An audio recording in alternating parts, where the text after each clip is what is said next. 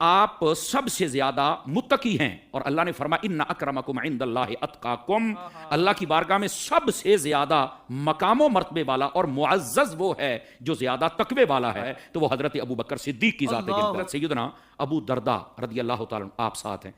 आप फरमाते चलते चलते ना मेरा कभी कदम हजरत सिद्दीक अकबर से आगे हो जाता था, तो महबूब पाक अलैहिस्सलाम ने पता क्या फरमाया, ए अबू दरदा देखते नहीं हो तुम किससे आगे चल रहे हो, ये वो अबू बकर है, आज तक सूरज अबू बकर से अफजल शख्स पर ना तुलू हुआ है ना गुरूब हुआ है। माया इस्लाम के अंदर कोई पैदा होने वाला ऐसा पैदा नहीं हुआ सिवन नबीय्यीन वल मुरसलीन जो अफजल हो अबू बकर सिद्दीक। ठीक है, अगर इस बात को देखा जाए सब नबियों का जो इमाम बने वो सबसे अफजल है, तब बने हैं सब सहाबा इकराम के लिए जब मुरू अबा बकर ये अल्फाज आ गए और सब सहाबा इकराम का इमाम बना दिया गया, तो फरमाया उलमा ने नुक्ता उठाया है अबू बकर सबसे अफजल थे, इसलिए उनको मुसल्ला इमामत अता। भाई साहब कुछ ज्यादा नहीं हो गया ये?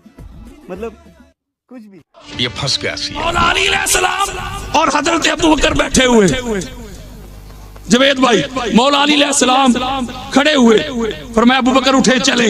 ने खुद ताजदार कायनात को फरमाते हुए सुना था अली का मुकाम ऐसा है, अजमत ऐसी है, बुलंदी ऐसी है जो पूरी कायनात में मेरे खुदा के यहाँ मेरा मुकाम है, और जो पूरी कायनात में जो नबियों की सजदा गाह है, जो खाना काबा का मुकाम है। मैं इसलिए आपके आगे नहीं चल सकता कि खाना काबा सामने हो तो मेरी नमाज होती है। जो अबू बकर सिद्दीक अली के आगे चलना बेअदबी समझे, वो अबू बकर अली को पीछे खड़ा करके मुसल्ला इमामत पे कैसे खड़े हो सकते? अल्लाह रब्बुल इज्जत ने जब भी कुरान में कहा ना कि या अय्युहल्लज़ीना आमनू, ए ईमान वालो, तो जो उस वक्त अल्लाह के मुखातब थे ना वो हजूर के सहाबा थे। ए नबी के सहाबियों जागो, ए नबी के, अल्लाह से डरो और जो सच्चे हैं ना उनके साथ हो जाओ।